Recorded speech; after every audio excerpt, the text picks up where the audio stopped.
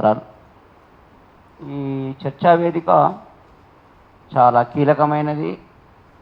ఇప్పుడు జరగవలసింది ఉన్నత విద్యావంతుల మధ్యన, అభ్యుదయవాదుల మధ్యన, అణచివేత కులాల మధ్యన, ఆధిపత్యాలను ఎదిరించే వారి మధ్యన జరుగుతున్న చర్చ. వేల సంవత్సరాల చరిత్ర చదువుతున్నాం, అదే జరుగుతోంది. మన విజ్ఞానవంతులం అనుకుంటున్నాం, అదే జరుగుతోంది అని చర్చ జరుగుతున్న కాలంలో సందర్భంగా ఈ సమగ్ర సాంస్కృతిక విధానం అనే చర్చ జరగడం సంతోషం. ఇది సరిపోదని అనేది కూడా నా అభిప్రాయం. ఇంకా పెద్ద సమీకరణలతోటి జరగాలి. ఇది ఒక తిరుగుబాటుగా, ఒక మాట చెప్పాలి, ఇది ఒక తిరుగుబాటుగా జరగాలి. తిరుగుబాటు రాకుండా ఎక్కడ చరిత్రలో అభ్యుదయం శిరసెత్తినట్టుగా ఎక్కడ లేదు. తిరుగుబాట్లు ఆవేశాలతోనే పోరాటాలు జరిగినాయి. నిదానంగా నాలుగు గోడల మధ్యలో చూసుకొని మాట్లాడుకుంటే మార్పు వచ్చిన సందర్భాలు కూడా ఎక్కడ లేవు. చరిత్ర అంతా చూసుకుంటే జరుగుతుంది. ఇక్కడ ఒక విషయం గుర్తు చేస్తాను. నేను కళాకారునిగా, చిన్నపాటి పాట రచయితగా నా అనుభవం. నేను 40-45 సంవత్సరాల కింద ఒక పాట పాడేది.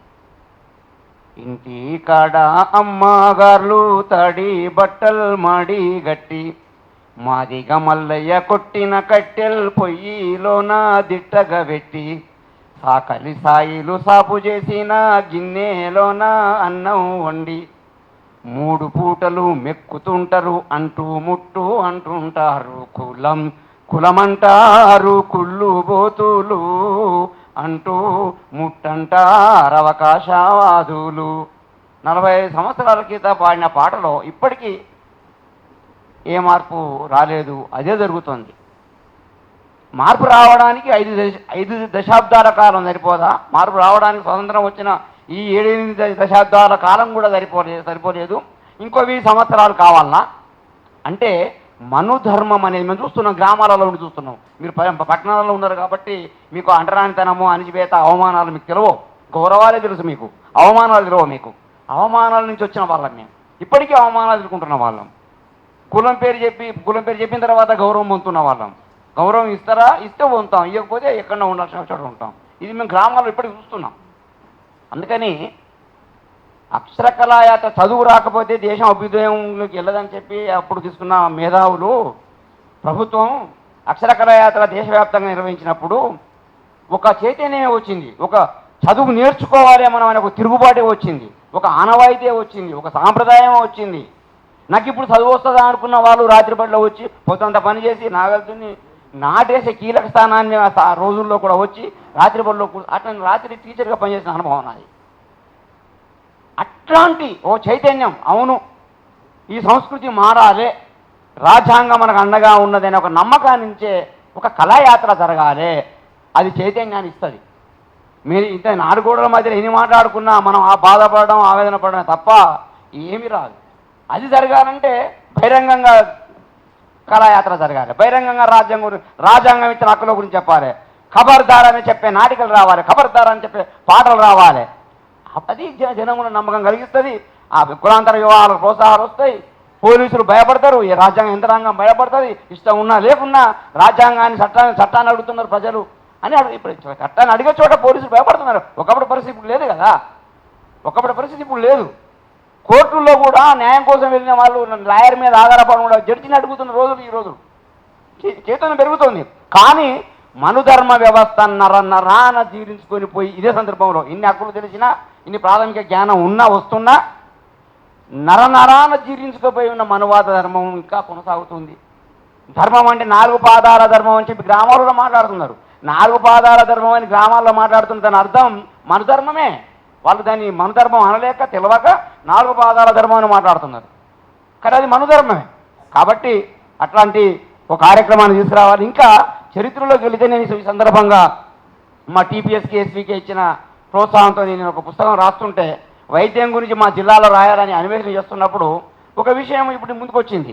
అట్లా ఇట్లా మరుగున పడ్డ వాళ్ళు ఎంతమంది ఉన్నారు, ఆ వాళ్ళని కూడా చరిత్రలో తీసుకురావాలి. అదేవిధంగా ఇప్పుడు ఎవరు మాట్లాడుతూ పాలకుర్తి సోమనాథ్ గురించి మాట్లాడారు. పాలకుర్తి మొట్టమొదట కులాన్ని వ్యతిరేకించిన మునగాడు పాలకుర్తి సోమనాథుడు. ఇది ఎవరు చెప్పారు? కులాన్ని వ్యతిరేకించిన మొట్టమొదటి మునగాడు పాలకుర్తి సోమనాథుడు. ఎవరు చెప్పారు ఈ మాట? కాబట్టి ఇట్లాంటి విషయాలన్నీ కూడా మనం ముందుకు తీసుకురావాలి. మా జనగామ దగ్గర ఉన్నటువంటి ఆలేరు సైదాపూర్ గ్రామంలో శాసనం ఉంది. ఆ శాసనంలో అక్కలయ్య అనే శస్త్రచికిత్స చేసే వైద్యునికి వైద్య రత్నాకర బిరుదునిచ్చి సన్మానించినట్టు తెలుస్తుంది. ఈ అక్కలయ్య ఎవరు మరి? ఇది ప్రపంచానికి తెలియదు. ఇది ఎక్కడుంది? ఇక్కుర్తి, ఆలేరు పక్కనే ఉన్న ఇక్కుర్తి అనే గ్రామంలో శాసనంలో రాసి ఉన్నది. అక్కడ రత్నాకర వైద్య నిలయం అని ఉండేదని కూడా శాసనంలో రాసి ఉన్నది. ఇది ఇది ఎవరు ప్రచారాలు తీసుకురావాలి? ఎందుకు మరుగున పడ్డది? ఎందుకు కనుక దొక్కిండ్రు?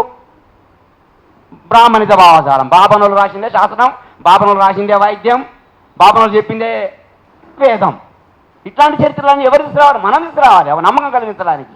ఇంకొక విషయం, పూర్వపు నల్గొండ జిల్లాలో 3వ శతాబ్దం నాటి ఇక్ష్వాకుల రాజవంశంలో ధేమసేన అనే వైద్యుడికి ఎనలేని ప్రాధాన్యత ఇచ్చినట్లు పనిగిరి శాసనం తెలియజేస్తుంది. మనం తిరుమలగిరి పక్కన ఉన్న పనిగిరి శాసనం తెలియజేస్తుంది. ఈ 2 విషయాలు తెలియగానే నేను అక్కడికి పోయి రావాలనుకున్నా. ఎందుకంటే మా పెద్దలు నాకు చెప్పిన వాళ్ళు, నువ్వు క్షేత్ర దర్శన చేయకుండా చరిత్ర రాయొద్దని చెప్పి నాకు ఆర్డర్ చేసిండు. అక్కడికి పోదని నేను బయలుదేరేసరికి మా దగ్గర రెడ్డి రత్నాకరెడ్డి అనే శాస్త్ర పరిశోధకుడు ఉన్నాడు. వెంటనే గుర్తొచ్చి ఆయన దగ్గర పోతే నేను పోయి వచ్చినాయా, ఇది వాస్తవం చెప్పిండు. అంటే ఇట్లాంటి విషయాలు మనం ఇంకూడా తీసుకురావాలి. ఈ బ్రాహ్మణిజమే కాదు, ఈ వైద్యాలు, ఈ శాస్త్రాలు వాళ్ళు కాదు, వాళ్ళకంటే ముందు ఇదిగో ఉన్నారు అని చెప్పడానికి ఇట్లాంటి ప్రయత్నాలు కూడా మన వైపు నుంచి జరగాలి. నేను ముందుగా చెప్పినట్టుగా ప్రజలకు ధైర్యాన్ని కలిగించే రాజ్యాంగం ఇచ్చిన హక్కులు ఏవైతే చట్టాలు ఏవైతే ఉన్నాయో, ఈ మనువాద సంస్కృతి అయితే ఉందో దాని మీద ఒక కళాయాత్ర దేశ రాష్ట్ర వ్యాప్తంగా జరిగే విధంగా, అందుకు ప్రభుత్వం ఫండ్ ఇచ్చే విధంగా మన కృషి జరగాలని విజ్ఞప్తి చేస్తూ థ్యాంక్ యూ.